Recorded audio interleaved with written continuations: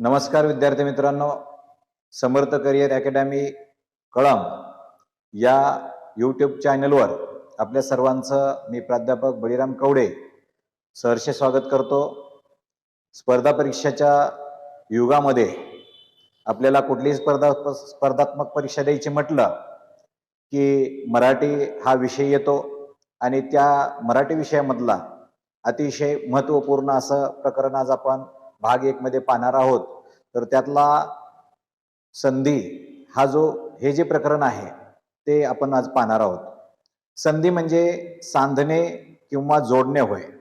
तर आपल्याला काय सांधायचे किंवा काय जोडायचे, तर दोन किंवा अधिक शब्द ज्याच्यामध्ये सांधले किंवा जोडले जातात त्याला संधी असं म्हणतात.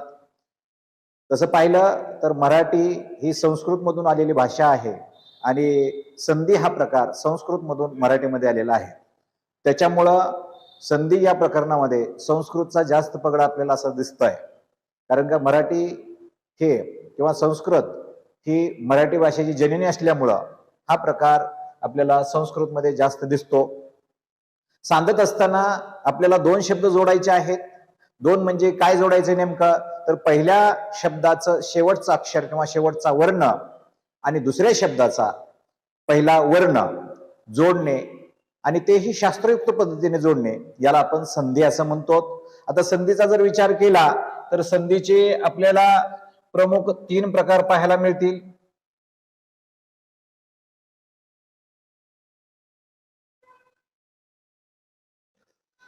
तर त्यातले 3 प्रकार म्हणजे एक आहे स्वर संधी, दुसरी आहे व्यंजन संधी आणि तिसरी आहे विसर्ग संधी.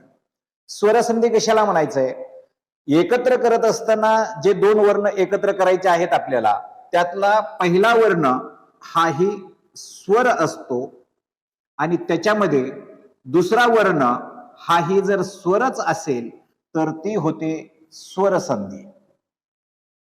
याच्यामध्ये दुसरा प्रकार आहे तो व्यंजन संधीचा आहे. एकत्र येणाऱ्या वर्णामध्ये जर पहिला वर्ण व्यंजन असेल आणि दुसरा वर्ण हा स्वर किंवा व्यंजन असेल तर ती होते व्यंजन संधी.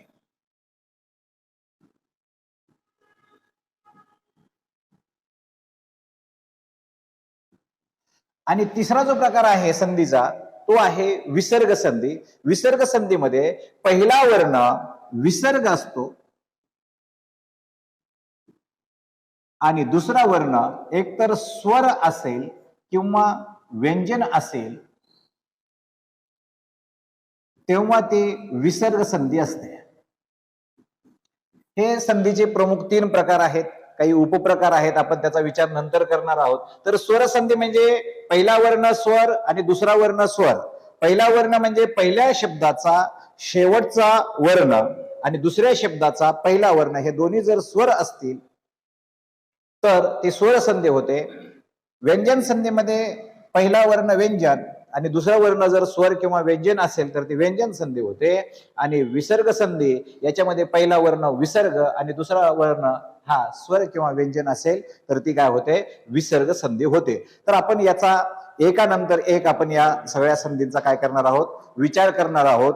तर आज आपण याच्यामध्ये स्वर संधीचा विचार करणार आहोत. स्वर संधीमध्ये स्वर संधीचे 5 नियम आहेत आणि या 5 नियमामध्ये आपल्याला एक दीर्घ संधी आहे, दुसरा आहे गुणादेश, वृद्धादेश, यनादेश आणि अयादी संधी. असे हे संधीचे म्हणजे स्वर संधीचे 5 नियम आहेत आणि या 5 नियमाचा आपण विचार करणार आहोत. पहिली आहे दीर्घ संधी. दीर्घ संधी म्हणजे यालाच सवर्ण दीर्घ संधी असं सुद्धा म्हटलं जातं. दुसरे आहे गुणादेश, वृद्धादेश आणि यनादेश. याच्या संदर्भी आपण नंतर विचार करणार आहोत. तर आज आपण आजच्या याच्यामध्ये दीर्घ संधीचा विचार करणार आहोत. याच्यात विचार करत असताना दीर्घ संधी असे आहे की सवर्ण म्हणजे दोन जर सारखे वर्ण असतील आणि त्या सारख्या वर्णामध्ये जर आपल्याला संधी करायची असेल तर त्यातला दीर्घ घेऊन संधी केली जाते. आता सजातीय स्वर म्हणजे काय, तर सजातीय स्वर म्हणजे एकाच उच्चार स्थानातून जे स्वर निघतात त्यांना आपण सजातीय स्वर असं म्हणतो. आणि त्या सजातीय स्वरामध्ये त्यातला जो दीर्घ असेल, म्हणजेच सजातीय स्वराचा जर विचार केला तर एक आपल्याला अ आणि आ हे दोन स्वर मिळतात. त्याच्यामध्ये जर किंवा अ किंवा आ मिसळला तर त्या दोहोबद्दल यातील दीर्घ म्हणजे आ घेतात. त्याचबरोबर दुसरी जी सजातीय स्वराची जोडी आहे ती आहे ई किंवा ई. याच्यामध्ये ऱ्हस्व ई किंवा दीर्घ ई हे जर मिसळलं तर त्याच्याबद्दल दीर्घ ई येतो. आणि त्याच्यात तिसरी जी जोडी आहे ते उ किंवा उ, त्याच्यानंतर उ किंवा उ म्हणजे ऱ्हस्व उ आणि दीर्घ उ यातला दीर्घ उ घेऊन संधी होते. हे झाल्या सजातीय स्वराच्या 3 जोड्या आहेत मराठीमध्ये.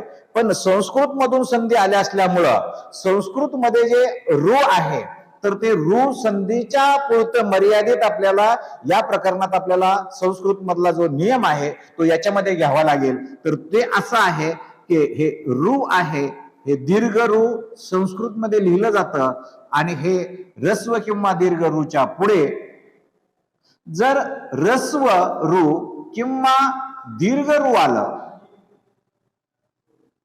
तर या दोहोच्या ऐवजी आपल्याला दीर्घ रू घ्यावा लागतं. आता याचा जर विचार केला, याचा अनेक विस्ताराने विचार करायचा म्हटलं आपल्याला, एक तर याच्यामध्ये परत 4 शक्यता आपल्याला दिसून येतील. एक पहिली शक्यता आहे अच्या पुढे अ आलेला असेल. दुसरी शक्यता आहे आच्या पुढे अ आलेला असेल. तिसरी शक्यता अशी आहे अच्या पुढे आ येईल. आणि चौथी शक्यता अशी आहे की आच्या पुढे आ येईल. म्हणजेच हे असं असू शकतं अ अधिक अ, दुसरा अ अधिक आ. म्हणजे पहिला वर्ण अ असेल, दुसरा वर्ण ही अ असेल, पहिला वर्ण अ असेल, दुसरा वर्ण आ असेल. तिसरी शक्यता अशी आहे आ अधिक अ. आणि चौथी शक्यता अशी आहे आ अधिक आ. आपण या सगळ्या शक्यतेचा विचार केला तर याच्या ऐवजी सुद्धा आज घ्यायचा आहे, याच्या ऐवजी सुद्धा आज घ्यायचा आहे आणि याच्या ऐवजी सुद्धा आ घ्यायचा आहे. आणि आच्या पुढे आ आलं तरी सुद्धा आ घ्यायचं आहे. त्याच पद्धतीने आपल्याला ईचं सुद्धा असं वर्गीकरण करता येईल, ऊचं सुद्धा असे या प्रकारे वर्गीकरण करता येईल आणि रूचं सुद्धा आपल्याला या प्रकारे वर्गीकरण करता येईल. म्हणजे सजातीय स्वरापुढे दुसरा सजातीय स्वर आला तर त्याऐवजी त्या दोहोच्या ऐवजी त्यातील दीर्घ स्वर घेऊन जी संधी केली जाते त्याला सवर्ण दीर्घ संधी किंवा दीर्घ संधी किंवा दीर्घत्वाचा नियम असं 3 प्रकारे त्याला संबोधलं जातं. याचा आपण थोडासा पुढे विचार करायचा म्हटलं तर एक पहिलं उदाहरण घेतलेलं आहे आपण, सूर्य अधिक अस्त. आता याच्यात जर विचार केला तर याच्यामध्ये य आहे आणि य मध्ये अ हा स्वर मिसळलेला आहे. त्याच्यानंतर पुढचा जो वर्ण आहे तो आहे अ.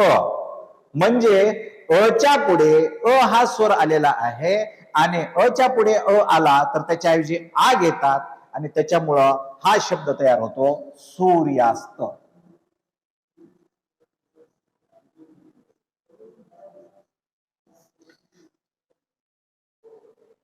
य मध्ये अ मिसळले त्याच्यामुळे य आहे.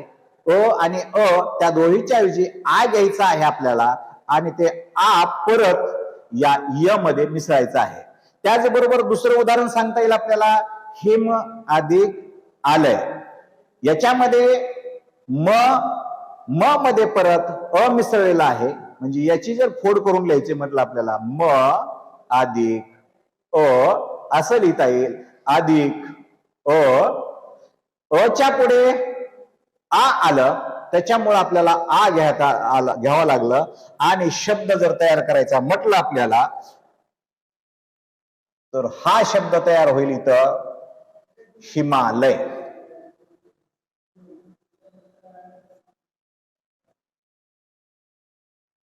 त्याच्यानंतर गंगा अधिक अर्पण, आच्या पुढे अ आलेला आहे तर हे होईल गंगार्पण.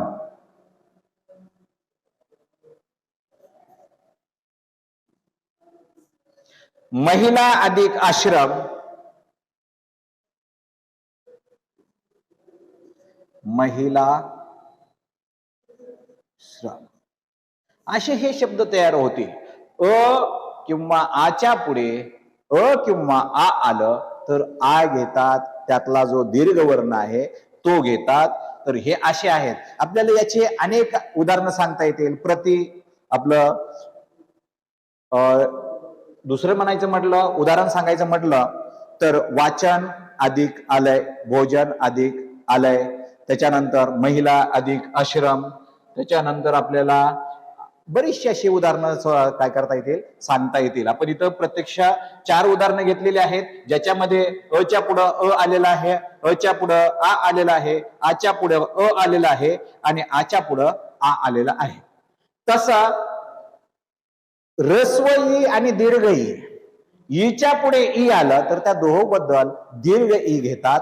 तर याचे सुद्धा 4 शक्यता आपल्याला सांगता येतील. एक, ईच्या पुढे ई येईल. दुसरी शक्यता, दीर्घ ईच्या पुढे दीर्घ ई येईल. तिसरी शक्यता अशी आहे, रस्व ईच्या पुढे दीर्घ ई येईल. आणि चौथी शक्यता आहे, दीर्घ ईच्या पुढे रस्व ई येईल. या 4 शक्यता आहेत. या 4ही शक्यतेचं आपण एक उदाहरण घेतलेलं आहे. एक पहिलं, कवी अधिक इच्छा. तर हे व आहे, व हलंत केलं त्याच्यामध्ये मिसळलेला जो स्वर आहे तो रस्व ई आहे आणि त्याच्यामध्ये परत हे ई मिसळलं. हे रस्व ई आहे, हे रस्व ई आहे, दोन्ही रस्व ई आहेत. रस्व ईच्या ऐवजी आपण इथं दीर्घ ई घेतो आणि शब्द तयार होईल आपला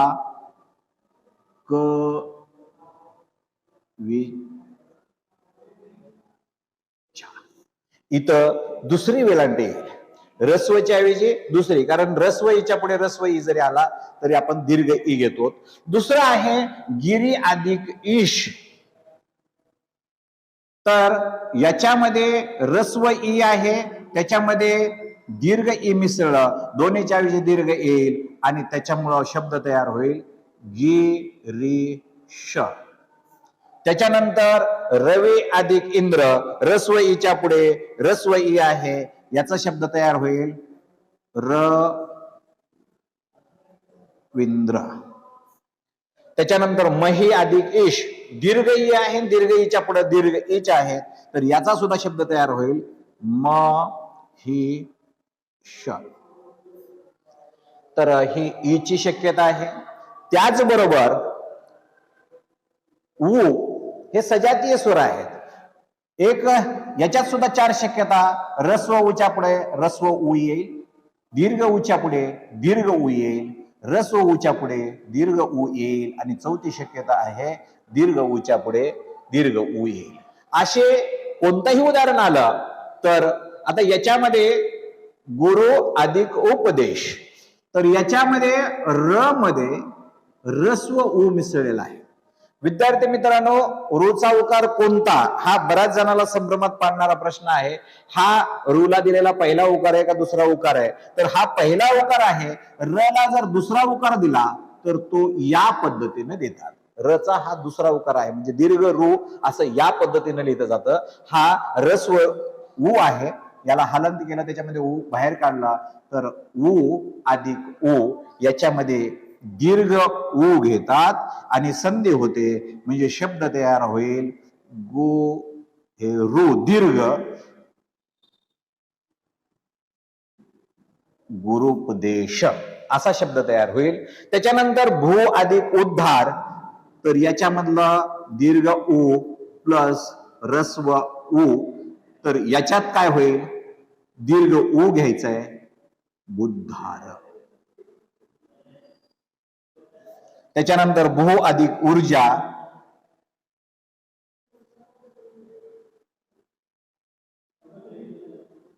दीर्घ उ भुर्जा असा शब्द तयार होतील. तर हे पाहिलं आपण अ आणि आ, ही पहिली जोडी सजातीय शब्दाची, ही दुसरी सजातीय वर्णाची जोडी आणि तिसरी. आता आपण जे मराठीमध्ये नाही, जो संस्कृत मधून भाग मराठीमध्ये आलेला आहे तो म्हणजे एक रस्व रू चापुडे दीर्घ रू.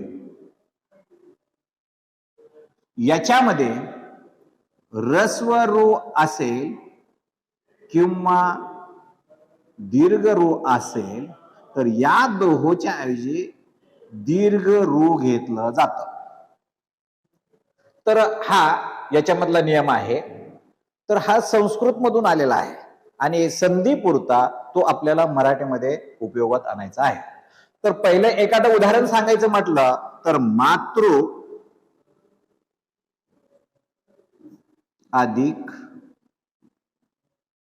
ऋण. हे त मध्ये हे रू मिसळलेलं आहे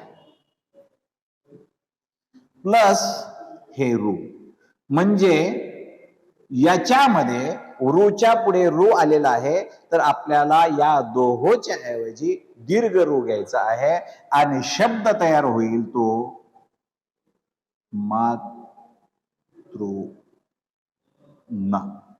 आता याच्यात जर पाहिलं तर या मातृ शब्दामध्ये रस्व रू मिसळलेला आहे आणि याच्यामध्ये दीर्घ रू मिसळलेला आहे. तर हा बदल लक्षात ठेवा. इथं एकच अर्धचंद्र आहे आणि या बाजूला दोन अर्धचंद्र आहेत, हे म्हणजे दीर्घ रू मिसळलेला आहे. दुसरा एखादा शब्द म्हणायचं म्हटलं आपण तर पितृ अधिक ऋण. तर हा शब्द तयार होईल आणि हे पितृ. तर असे हे संधीचे आपण दीर्घ संधी, याला दीर्घत्वाचा नियम किंवा सवर्ण दीर्घ संधी असं म्हटलेलं आहे. याच्यामध्ये 4 नियम आहेत. एक कारण 4 का तर 4 जोड्या आपल्याला याच्यामध्ये सजातीय स्वराच्या आहेत. एक अ आ, दुसरी ई ई, तिसरं उ उ आणि चौथं रू रू. हे अशा आपल्या जोड्या आहेत आणि आपण या ठिकाणी दीर्घ संधी म्हणजे स्वर संधीतला दीर्घत्वाचा नियम आहे किंवा दीर्घ संधी आहे. तर हा अभ्यास आपण पाहिलेला आहे. सगळ्यांना विनंती आहे की आपण हा व्हिडिओ आवडल्यास शेअर करा, लाईक करा आणि चॅनलला सबस्क्राईब करायला विसरू नका. हे विनंती.